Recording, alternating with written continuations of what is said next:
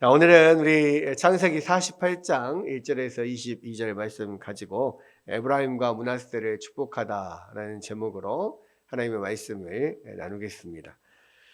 자, 우리 이제 앞장인 창세기 47장에 보면은요, 야곱의 어떤 생명의 불꽃이 이제 거의 좀 꺼져간다는 것을 우리가 알 수가 있습니다.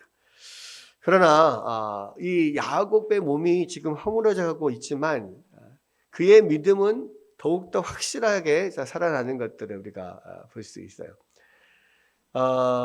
야곱의 인생을 쭉 살펴보면 야곱이 스스로 본인이 이야기한 것처럼 바로 앞에서 야곱이 이야기하잖아요.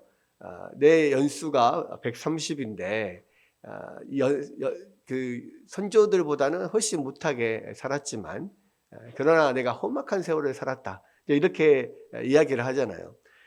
실제로 이 야곱의 인생은 야곱이 그렇게 말하는 것만큼 굉장히 험악한 인생을 삽니다. 그런데요, 이 야곱은요, 정말로 우리의 어떤 구원을 그대로 사실 보여주는 하나의 모범적인 답안과 같아요. 그래서 야곱은요, 이 하나님의 태중에서 하나님이 선택된 자로 태어납니다. 그러죠? 이미 태중에서 작은 자가, 그러니까 이 큰 자가 작은 자를 섬기게 될 것이다. 그러니까 에서보다 야곱이 더 하나님의 축복을 받고 또 야곱에게 하나님의 어떠한 그 약속이 이어질 것을 이미 태중에서부터 약속을 받아요. 그게 우리 모든 예수를 믿는 사람들이 태초부터 우리가 하나님의 백성이 될 것을 이렇게 선택받은 사람들이라는 것을 우리는 구원에 관해서 배울 때 배우잖아요. 그죠? 마찬가지입니다. 태중에서부터 그렇게 하나님의 선택을 받아요. 그런데 태어나서 살아가면서 야곱은 그러한 하나님의 선택하심과 그런 축복을 알면서도 그것이 자기의 삶에서 이루어지기를 기도하고 기다리면서 하나님의 행하시는 것을 계속 이렇게 믿음으로 따라가는 인생이 아니라 자꾸 자기 손으로 뭔가를 그 하나님의 복을 쟁취하려고 했었죠. 그러니까 가만히 앉아서 기다리지를 못하는 거예요. 내가 어떻게든지 움직여서 하나님이 약속하신 복을 그냥 이렇게 받아내려고 했었습니다. 그런데 그런 성정이 계속해서 그의 삶에서 하나님의 어떤 복을 더 이렇게 빨리 받아내는 것이 아니라 오히려 더 그 복이 늦춰지게 만들죠. 그러나 하나님께서는 그러한 야곱의 인생 가운데서 계속해서 순간순간 역사하셔서 그런 모든 야곱의 성정들이 그런 모든 환난과 시련들을 겪으면서 하나씩 하나씩 깨지게 만듭니다. 그리고 결과적으로는 야곱의 인생 마지막, 정말로 이제 하나님 앞에 곧 가게 될 그때야 비로소 완전한 믿음, 또 완전히 하나님께서 원하시는 야곱의 모습으로 만들어지게 되는 거예요. 그래서 오늘 이 창세기 48장에 보면 야곱이 이제 병들어서 거의 이제 하나님 앞에 갈 때쯤 되었는데, 근데 이제 이때부터는 하나님, 이 야곱이 정말로 믿음 안에 있구나는 것을 알 수 있는 그런 면모들이 48장에 쭉 나오는 거예요. 재밌는 것은요, 이 48장 안에서 지금 이제 사실 주된 이야기는 야곱이 요셉의 두 아들 이 에브라임과 므낫세를 자신의 양자로 삼고 그들에게 축복을 하는 게 주 내용이거든요. 근데 그 내용을 쭉 살펴보면 이제 야곱이 정말로 믿음의 완숙한 모습에 이르렀구나. 이제는 무언가 자기의 뜻을 이루려고 자기 뜻대로 하는 게 아니라 철저히 하나님의 뜻대로 하나님의 뜻에 순종하는 모습을 보이고 있는 거예요. 그게 이제 결국 이 48장이 어떤 야곱의 믿음의 완성을 보여주는데, 우리가 그런 면들을 우리가 48장을 통해서 한번 더 살펴보겠습니다. 자, 우리 48장 1절에 보면은요. 이 일 후에 어떤 사람이 요셉에게 말하기를 내 아버지가 병들었다 하므로 그가 두 아들 므낫세와 에브라임과 함께 이르니 2절에 보니까 어떤 사람이 야곱에게 말하되 내 아들 요셉이 내게 왔다 하매 이스라엘이 힘을 내어 침상에 앉아. 자, 여러분 이 2절에 한번 주목해서 봐주시겠습니까? 2절에서요 뭔가 특이한 게 하나 발견이 돼요. 뭘까요? 어떤 사람이 야곱에게 말하되 내 아들 요셉이 내게 왔다 하며 이스라엘이 힘을 내어 침상에 앉아 이르되. 어떤 특이한 점이 나옵니까? 예, 맞아요. 앞에는 야곱이라고 그랬는데 뒤에는 이스라엘이라고 그랬어요. 근데 그 이후로부터는요 계속해서 이스라엘로 나옵니다. 이스라엘로. 근데 야곱이라고 하는 이름과 이스라엘이라는 이름은 둘 다 야곱에게 주어진 이름이죠. 근데 뭐가 달라요? 이스라엘은 야곱이 하나님을 만나서 분이엘에서 하나님과 씨름하고 그 환도뼈가 골절되는 그런 부상을 입으면서도 하나님을 끝까지 붙들잖아요. 그때 하나님이 이 야곱에게 주신 이름이 이스라엘이에요. 네가 하나님과 싸워서 이겼다라는 뜻으로 이스라엘이라는 이름을 줍니다. 그래서요 야곱에게 있어서 이스라엘이라고 하는 믿음은 하나님으로부터 받은 이름이기도 하고 어떤 믿음의 이름이에요. 그래서 앞에서도 보면 여러분들이 봤었지만 야곱이 어떤 믿음으로 무언가를 하려고 할 때는 항상 이스라엘이라는 이름으로 나옵니다. 근데 지금 야곱이 병상에 누워서 이제 병들어서 죽어가는 가운데에 있다 소문 이야기를 듣고 요셉이 두 아들을 데리고 왔잖아요. 야곱이 그 침상에서 그 이야기를 듣습니다. 그리고 지금 이제 사실은 사람들이 너의 아버지 곧 돌아가시게 생겼어 이렇게 이야기를 들었으면 대부분은 침상에 누워서 거의 이렇게 의식도 없거나 내지는 의식이 있어도 거의 움직이지 못할 만큼의 어떤 상태가 되어 있는 거거든요. 그러니까 사람들이 봤을 때 야 너희 아버지 돌아가실 것 같아 이렇게 이야기를 할 거 아니에요. 그런데 야곱이 그런 상태에 있다가요 요셉이 두 아들을 데리고 왔다는 이야기를 듣고 힘을 내어서 침상에 앉습니다. 근데 이거는 쉽지 않은 일이에요. 지금 곧 돌아가시려고 하는 노인네가 힘을 내어서 침상에 앉을 수 있는 정도가 된다. 이것은 진짜 하나님이 힘을 주셔서 은혜를 주셔서 앉게 하신 거예요. 그러면서 그때 이름이 바뀌어서 나와요. 이스라엘이 힘을 내어서 침상에 앉았다. 그러니까 이거 지금부터 이제 야곱이 하는 일은 하나님이 함께 하셔서 하나님의 뜻대로 지금 하는 것이다라는 것을 보여주는 겁니다. 자, 그러면서 침상에 앉아서요, 이 요셉이 데려온 두 아들을 이제 지금 양자로 입양을 하고 그들에게 축복을 하려고 하는 마음으로 지금 침상에 앉는 거예요. 그러면서 이제 요셉에게 이야기를 하는데, 지금 어떤 이야기를 하냐면, 하나님께서 나에게 주신 그 약속과 그것을 이루신 그것을 내가 이제 너희에게 그런 하나님의 어떤 약속을 넘겨주겠다라고 하는, 내가 너에게 하나님의 언약을 계승해 줄 어떤 자격이 있는 사람이다. 자, 이 말을 하려고 그 어떤 배경적인 설명을 하는 게 이 3절부터 나오는데요. 보십시오. 요셉에게 이르되 이전에 가나안 땅 루스에서 전능하신 하나님이 내게 나타나서 복을 주시며 그랬어요. 가나안 땅 루스는 어딜까요? 루스는 원래 지명이고 나중에 이 야곱이 하나님을 만난 그곳, 꿈속에서 하나님을 만난 그곳의 이름을 하나님의 집이라고 하는 이름을 명명합니다. 뭐라고 이름을 짓죠? 베이엘이라는 뜻인데, 베이스는 집이라는 뜻이고 엘은 하나님의 뜻입니다. 하나님의 집이라는 뜻이에요. 그러니까 루스 땅, 원래 이름은 루스 땅이었어요. 그러니까 요셉에게 이전에 내가 가나안 땅 루스에서 전능하신 하나님이 내게 나타나서 복을 주시며 이렇게 이야기를 하면서 이 베델이라고 하는 곳이 바로 야곱이 하나님을 만난 곳입니다.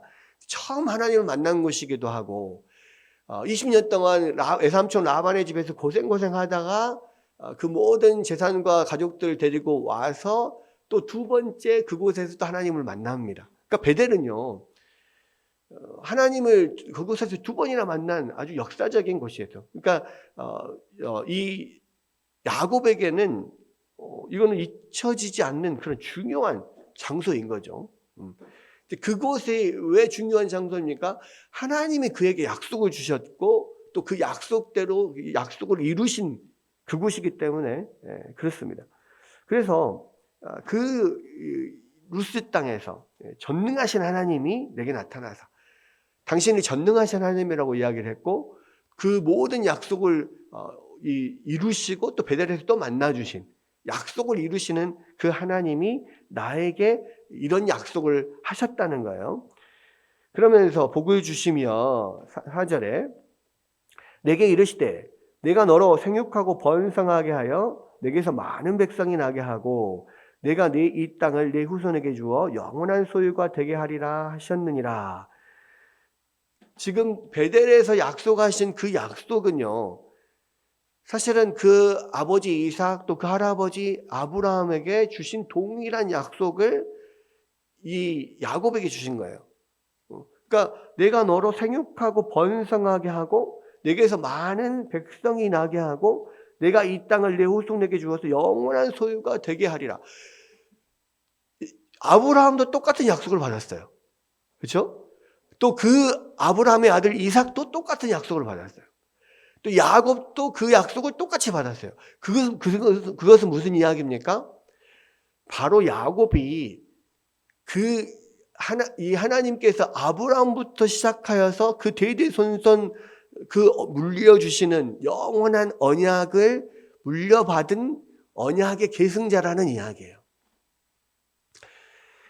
아브라함에게도 이스마엘도 있고 이삭도 있었습니다. 또 그두라라고 하는 첩을 통해서 후시를 통해서 낳은 여러 아들들도 있었어요. 그런데 하나님의 그런 영원한 언약은요, 그 아들 이삭에게만 흘러갑니다. 이삭에게로 계승이 돼요.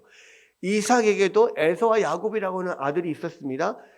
그러나 그 언약은요, 야곱에게만 계승이 돼요. 그러니까 이 언약은요, 아무에게나 주어진 언약이 아니에요. 반드시 그 계승자에게 그 언약이 계승이 되면서 하나님의 언약이, 하나님의 약속이 쭉 이어져 가는 거예요. 그래서 지금 야곱이 왜 그 이야기를 하냐면 내가 받은 그 하나님의 언약, 계승받은 언약을 내가 이제 너에게 물려주겠다는 거예요. 그러니까 요셉에게 그 언약을 물려주겠다는 겁니다. 야곱에게도 12명의 아들이 있잖아요. 그 장자는 르우벤이잖아요.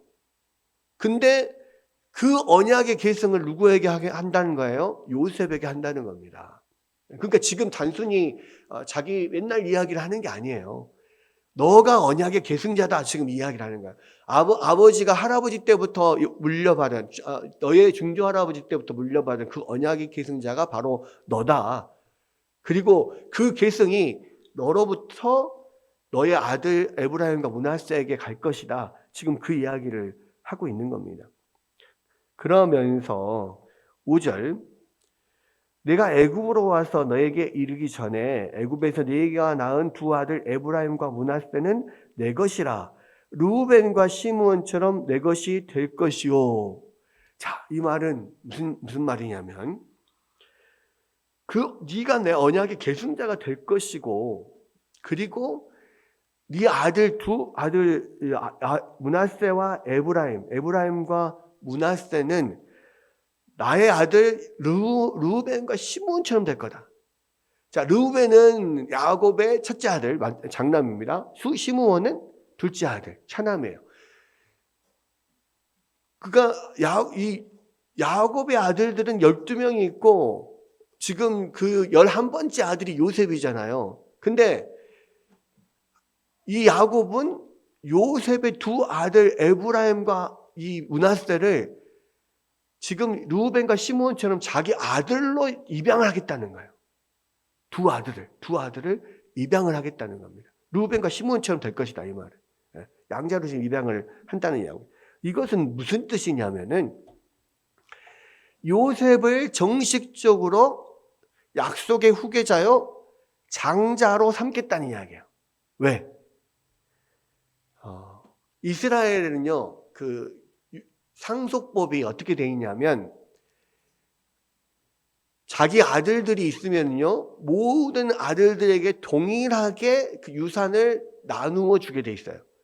그런데 장자는 두 몫을 가지게 돼 있습니다. 장자만은. 그러니까 무슨 이야기냐면 아들이 두 명이다. 예를 들어 아들이 두 명이다 그러면요. 자기의 재산을 세 등분을 해요. 세 등분. 3등분을 해서 아들, 딸에게 각각 한 몫씩을 주고요. 다른 한 몫을 장자에게 주는 거예요. 그러니까 장자에게는 두 몫을 주는 거예요. 자, 예를 들어서 아들이 4명이다 그러면요. 자기의 재산을 5등분을 해요. 그래서 4명의 아들에게 다 한 몫씩 주고 나머지 5분의 1 한 몫을 장자에게 하나 더 줍니다. 그게 유대의 상속법이에요.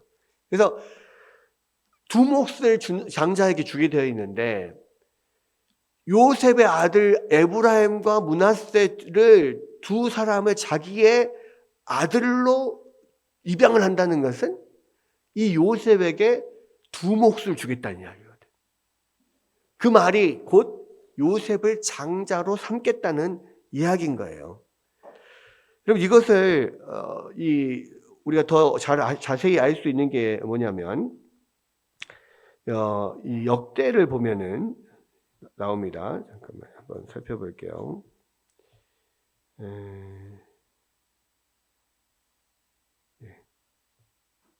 자, 역대상 5장 1절 2절에 보면 이렇게 되어 있습니다. 이스라엘의 장자 르우벤의 아들들은 이러하니라.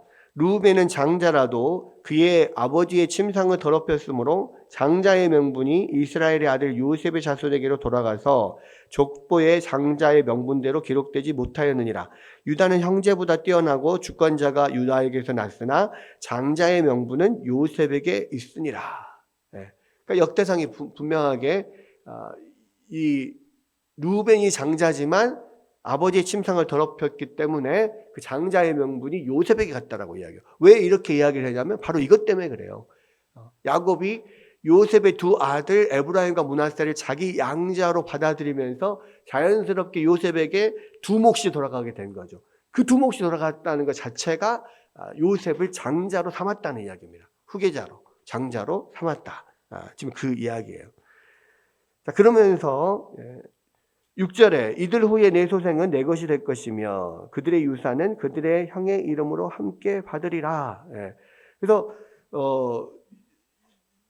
이 에브라임과 므낫세 외에 다른 아들들은 너의 소생이 될 것인데 그러나 그 모든 그 후에 낳은 자손들이라도 너의 자손이 아니라 에브라임과 므낫세의 자손으로 그렇게 기록이 될 거다. 그래서 에브라임과 므낫세가 이 한 지파씩을 나중에 이제 이루게 되는 거죠. 그래서 요셉 지파는 따로 없어요.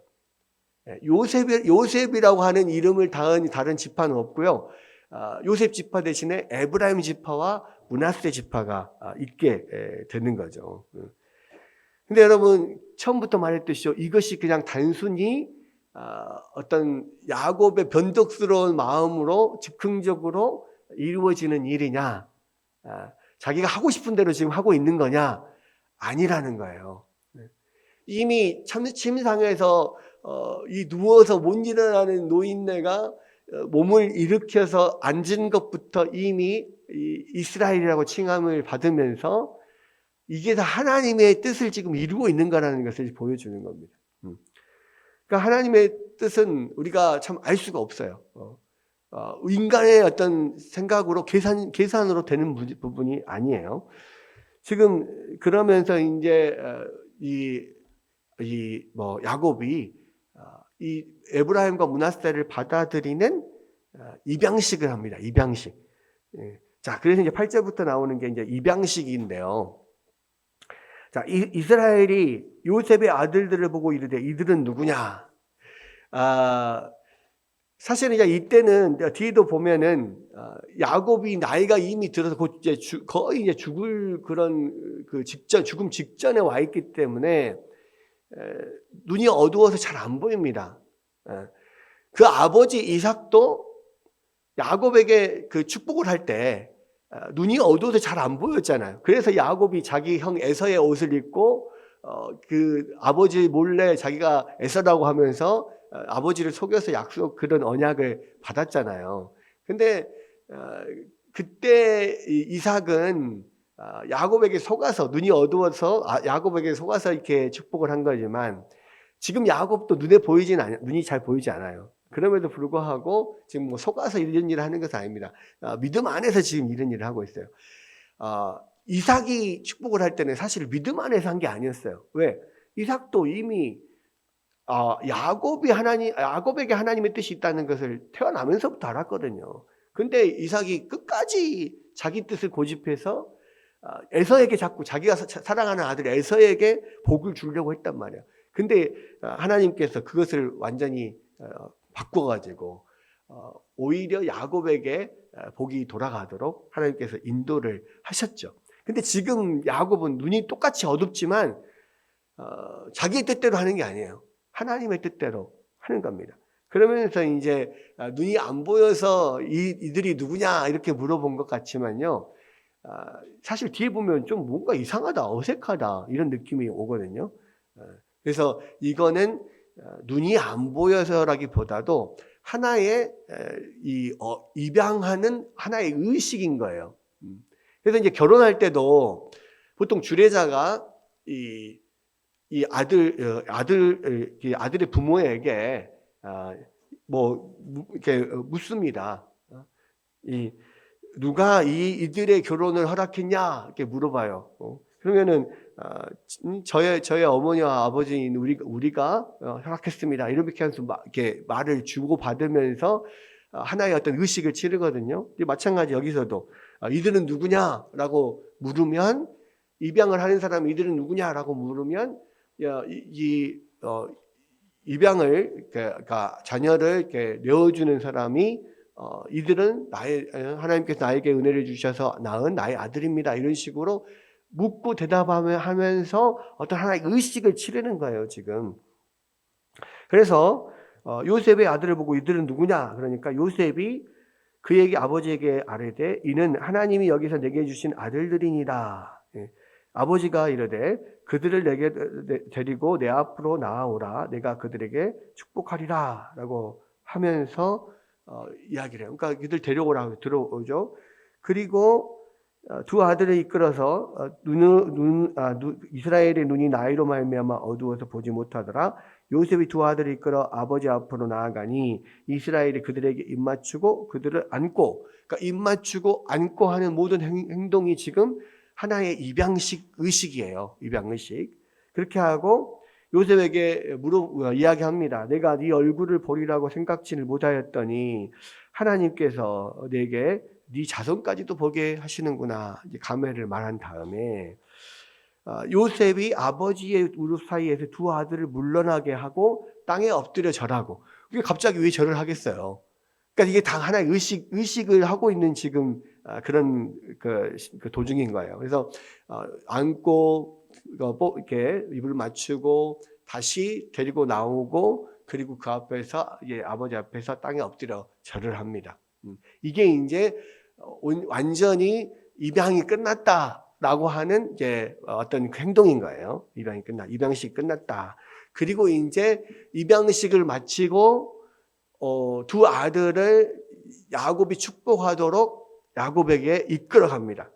13절에 보면 오른손으로는 에브라임을 이스라엘의 왼손을 향하게 하고 왼손으로는 므낫세를 이스라엘의 오른손으로 향하게 해서 이끌어 그에게 가까이 나아가매.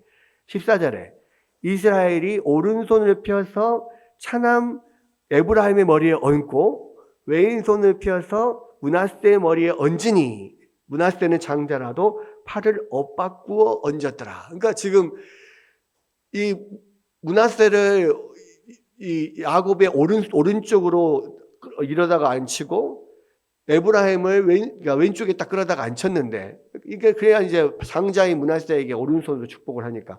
근데 갑자기 아무런 이유도 없이 야곱이 오른손을 에브라임에게, 왼손을 므낫세에게 이렇게 팔을 교차해가지고 어긋맡겨서 이렇게 축복을 하는 거예요. 그러니까 그런 이게 순식간에 이루어지는 일이라 요셉이 어떻게 말리지도 못해요. 그래서 15절에 그가 요셉을 위하여 축복하여 이르되 내 조부 아브라함과 아버지 이삭이 섬기던 하나님, 나의 출생으로부터 지금까지 나를 기르신 하나님, 나를 모든 환난에서 건지신 여호와의 사자께서 이 아들에게 복을 주시며 이들로 내 이름과 내 조상 아브라함과 이삭의 이름으로 칭하게 하시오며 이들이 세상에서 번식되게 하기를 원하나이다. 그러니까 축복을 어떻게 합니까? 나와 함께 하셨던 하나님, 그죠? 내 조부 아브라함과 아버지 이삭이 섬기던 하나님, 또 나의 출생으로부터 지금까지 나를 기르셨던 하나님, 그리고 모든 환난에서 건지신 이 하나님이 이 아이들에게 복을 주시기를 원합니다. 그러니까 나와 함께 하셨던 하나님이 이 아이들에게도 함께 하시기를 원합니다. 그리고 이들이 내 이름과 내 조상 아브라함과 이삭의 이름으로 칭함받기를 원합니다. 그 말은 뭔 말이에요? 이들이 나의 약속의 계승자가 되기 원합니다. 아브라함으로부터 이른 이삭을 거쳐서 나에게 이르렀던 그 약속의 계승자가 되기를 원합니다. 그렇게 이야기를 하는 것이고, 세상에서 번식하기를 원합니다. 이 말은 하나님의 축복의 어떤 대표적인 상징인 거예요. 생육하고 번성하는 거. 그때 당시에는 아들을 많이 낳는 것이 이들에게 가장 큰 축복이었으니까요. 그 축복의 상징입니다. 그렇게 이 에브라임과 므낫세를 축복을 해요. 그런데 17절에 보니까 요셉의 그 아버지가 오른손을 에브라임의 머리에 얹은 것을 보고 기뻐하지 아니하여 아버지의 손을 들어서 에브라임의 머리에서 므낫세의 머리로 옮기고자 해요. 여기서 기뻐하지 아니하여 그랬는데요. 사실은 말을 좀 이렇게 완곡하게 표현을 한 거지, 사실은 화가 난 거예요. 아니, 아무 이유가 없잖아요, 이게. 아무 이유 없이 갑자기 왜 므낫세에게 가야 될 장자의 축복을 에브라임에게 바꿔서 해버리는 거예요. 이 아버지가 무슨 노망이 들었나. 갑자기, 왜 이러시지? 화가 나요. 이거는 도대체 요셉의 입장에서는 있을 수가 없는 거거든요. 왜냐하면 이스라엘에게 특별히 지금 약속의 자녀들에게 장자라고 하는 것은 굉장히 큰 영적인 어떤 의미와 축복을 가지고 있거든요.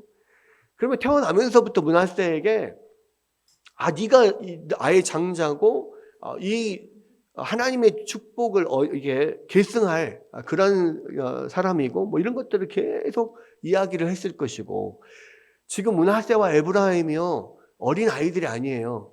왜냐하면 지금 그 야곱이 147세에 죽었잖아요.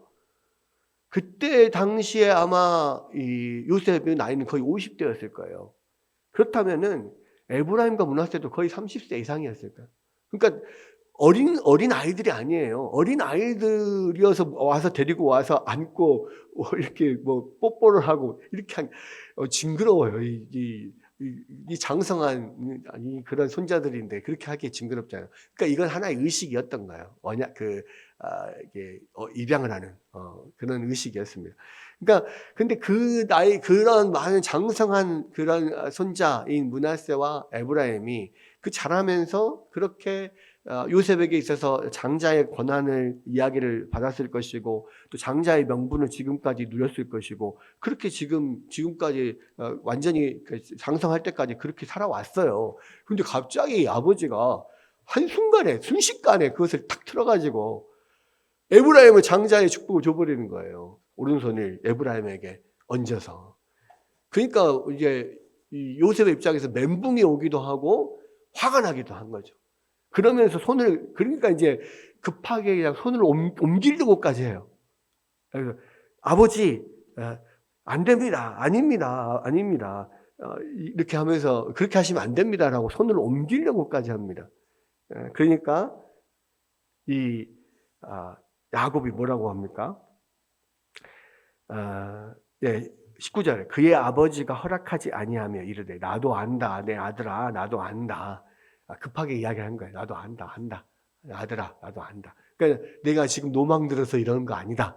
내가 어떤 노인의 변덕스러운 마음으로 갑자기 이렇게 그냥 확 틀어버린 거 아니다. 그러니까 인생이 지금 바뀌는 거예요, 완전히. 지금까지 장자로 자라왔던 므낫세가 갑자기 그 장자권이 에브라임에게 넘어가 버리는 거예요. 이게 정말 한 사람의 인생을 완전히 바꾸는 일이거든요. 근데도 그러한 이 어려운 일인데도, 이렇게 복잡한 일인데도 그렇게 한 이유는 하나님이 이것을 야곱에게 알게 하셨고 그렇게 하게 하셨다는 거죠. 그러면서 나도 안다.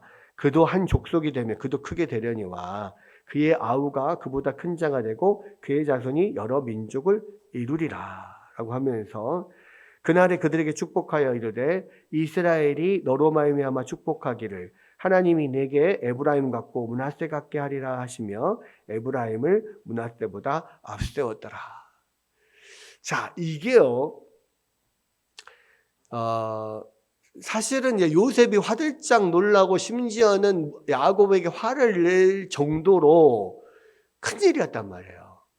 근데 야곱이 거기에 대해서 이런 반구도 하지 않고 또 거기에 하나님께서 그러한 어떤 말씀을 그에게 주셨을 때 이건 아니지 않나요? 이렇게 하지 않고 그냥 곧바로 순종하고 그렇게 축복을 합니다.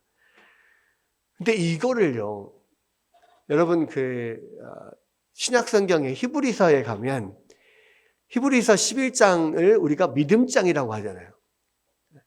히브리서 11장이 믿음장인데 그 믿음장에 여러 그 믿음의 선조들이 나옵니다. 아브라함도 나오고 사라도 나오고 이삭도 나오고 야곱도 나와요. 그런데 야곱에게 있어서의 야곱에게 있어서 믿음은 뭐냐? 딱 한 줄만 나와요. 우리 한번 찾아볼까요? 신약성경 히브리서 11장.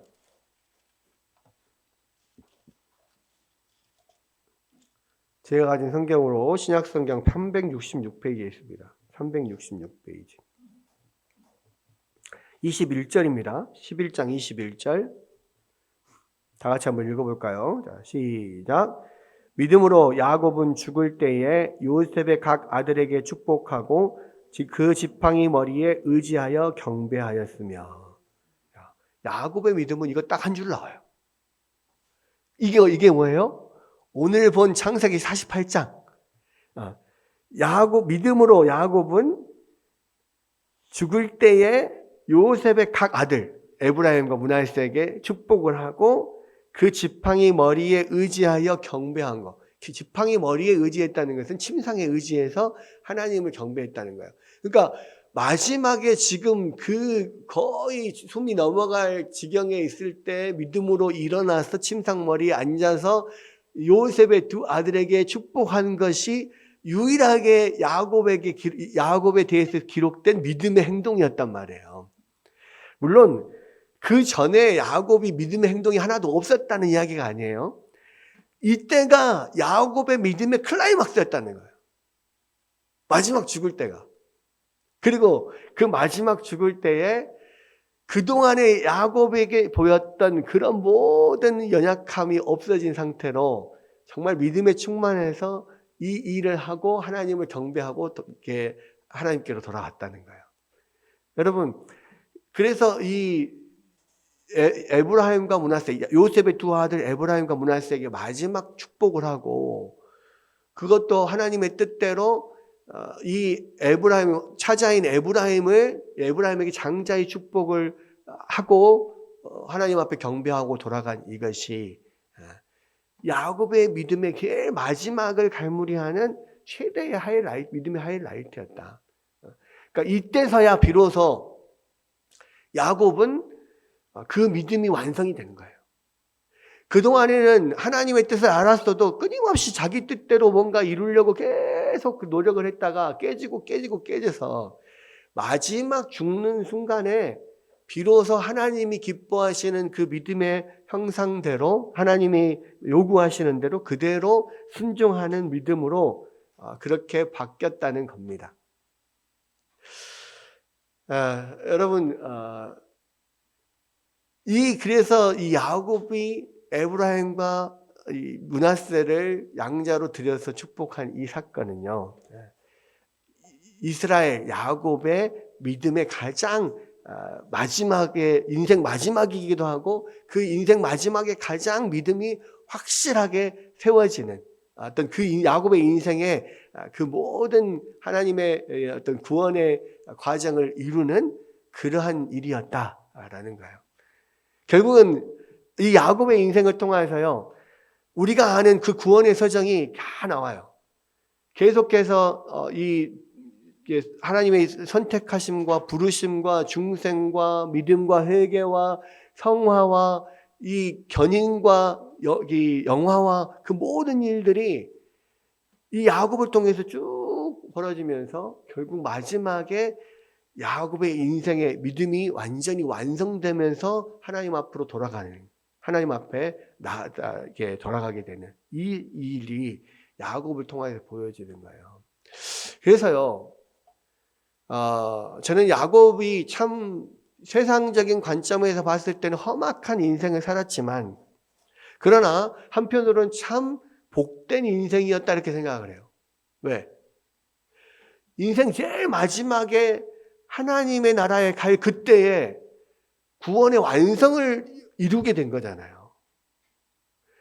여러분, 우리가 이 세상에서 신앙생활을 하면서 제일 안타까운 거는 뭐냐면, 항상 많은 사람들이 그래요.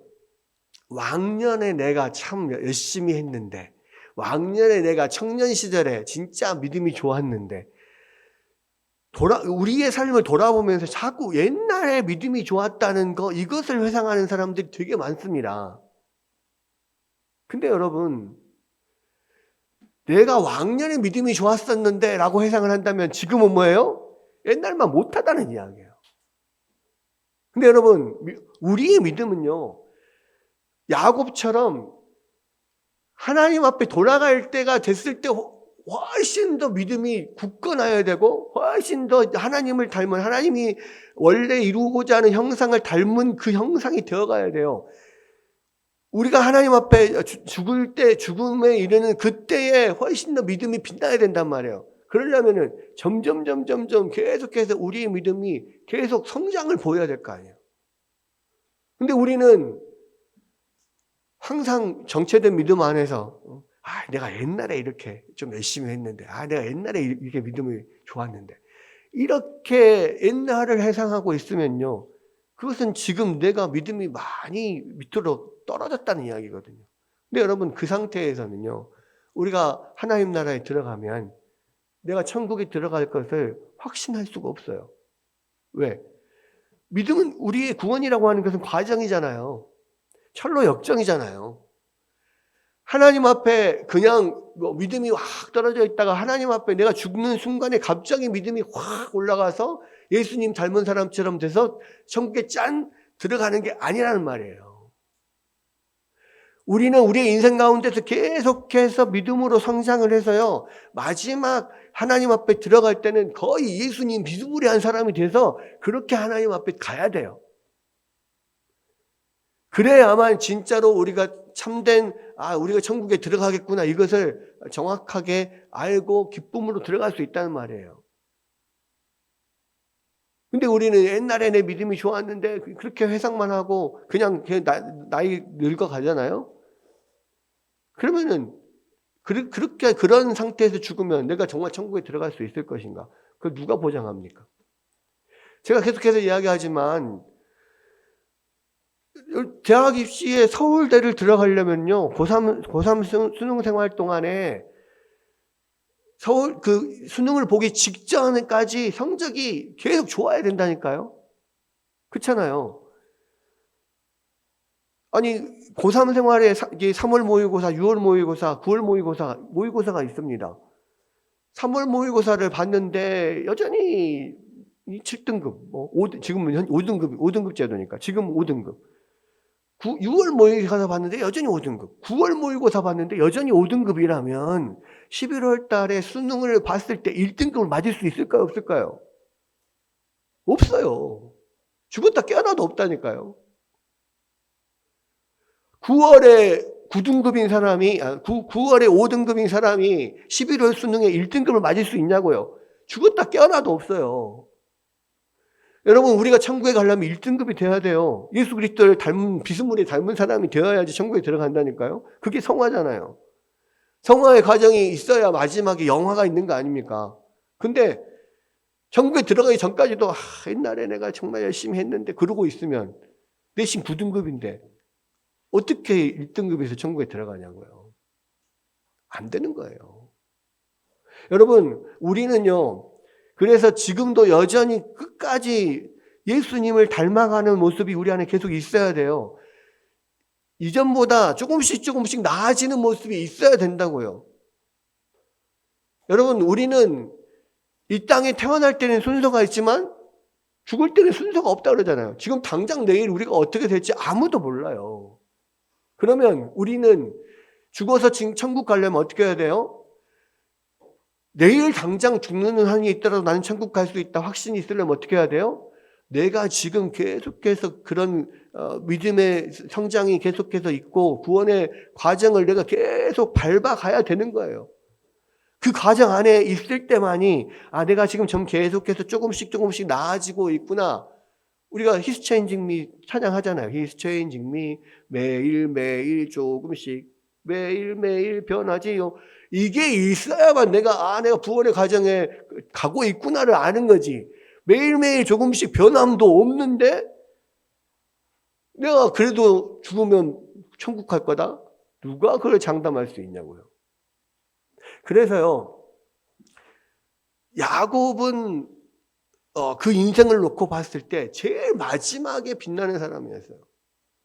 저는 저와 여러분이 계속해서 여러분의 믿음이 성장하고 계속해서 조금씩 변해가서 인생 마지막 하나님 앞에 갈 그때쯤에는 진짜 예수님 비스무리한 사람이 되기를 주님의 이름으로 축복합니다. 제가 그 유튜브를 좀 보다가 가끔 한 번씩 이제 기독교 관련된 그 쇼츠나 영상들이 뜨는 걸 이렇게 보는데요.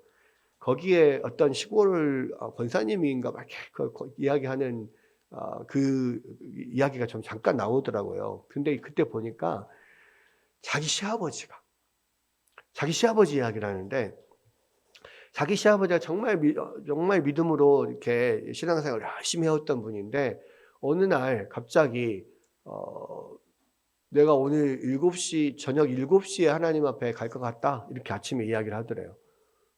근데 그때까지도 뭐 그렇게 막 이렇게 많이 이렇게 뭐라고 그러죠? 병색이 완연하고 곧 돌아가실 것 같지 않았대요. 물론 이제 연로하셨지만. 근데 갑자기 오늘 7시에 저녁 7시에 내가 하나님 앞에 갈 것 같다. 뭐 그러시더니 뭐 그럼 갑다 그냥 그럼 뭐 하는 말이겠지 했는데 식사를 하시고 나서 저녁에 잠깐 자리에 누워 계셨다가 정확하게 딱 7시쯤 딱 되니까 갑자기 자리에서 벌떡 일어나시더니 우리 주님이 나를 영접하러 오신다 막 이러면서 막 하늘을 향해서 막 이렇게 할렐루야 막 이렇게 하더래요. 그러더니 자리에 딱 누우셔서 돌아가셨대요. 그때가 정확하게 저녁 7시였대. 그래서 그것을 보고 내가 그것을 직접 눈으로 봤는데 내가 어떻게 하나님이 살아계신다는 것과 이 예수 그리스도를 믿는 자들을 하나님께서 그렇게 구원하신다는 것을 내가 어떻게 부인할 수 있습니까? 라고 하면서 나는 이미 그것을 눈으로 봤기 때문에 나는 그 믿음이 그 이후로 전혀 틀어지지 않습니다. 그런 이야기를 하는 걸 봤어요. 뭐 많은 우리 믿음의 간증들이 있고 실제로 그런 일들이 정말 믿음이 좋으신 우리 믿음의 선조들에게 그들에게 내가 언제쯤 하나님을 불러가실 것 같다라고 하는 그런 면들이 많은 이야기들을 들어와요. 근데 여러분, 저는 그것을 보면서 그분 정말 복된 분이다 이렇게 생각했어요. 그게 뭐예요? 진짜로 자기 마지막 죽기 직전까지 그 믿음이 계속해서 충만하게 유지가 됐고, 정말 마지막에 그렇게 이 자기의 죽는 날까지도 주님이 알려주시고, 그때 예수님이 자기를 영접하러 오시는 것을 기쁨으로 외치면서, 할렐루야 외치면서 그렇게 하나님 편으로 갈 수 있다는 거, 얼마나 놀라운 축복입니까? 저는 여러분들이요, 저와 여러분들이 모두가요, 진짜 그러한 믿음의 사람들이 됐으면 좋겠어요. 야곱처럼 인생 마지막까지 끝까지 믿음이 성장해서 완전히 완성된 모습으로 하나님 앞에 가는 그런 여러분들이 됐으면 좋겠어요. 그리고 여러분들이 그렇게 이 마지막에 하나님 앞에 가는 것을 보고 여러분의 자손들이 정말 하나님을 살아계시고 정말 우리를 구원으로 인도하신구나, 여러분의 모습을 보고 믿음으로 더 굳건히 설 수 있으면 좋겠어요. 야곱이 지금 그런 모습인 거예요. 마지막 죽기 직전에 침상머리에서 하나님이 주시는 그 말씀대로 그대로 그 하나님의 뜻을 행하고, 마지막까지 죽기 직전까지 하나님의 뜻을 행하고, 지금 이 숨이 끊기는, 하나님 앞으로 돌아가는 그런 축복을 받았다는 거예요. 여러분, 오늘 이 마지막 야곱의 모습, 그리고 마지막까지 믿음으로 역사하는 그런 모습들을 우리가 보면서요, 여러분, 우리가 그러한 믿음의 사람이 되도록, 우리의 믿음의 역사는 마지막이 가장 찬란하게 빛나는 그러한 인생이 되도록 우리가 기도하고 그렇게 추구하며 나아가는 여러분들 되시기를 주의 이름으로 축복합니다.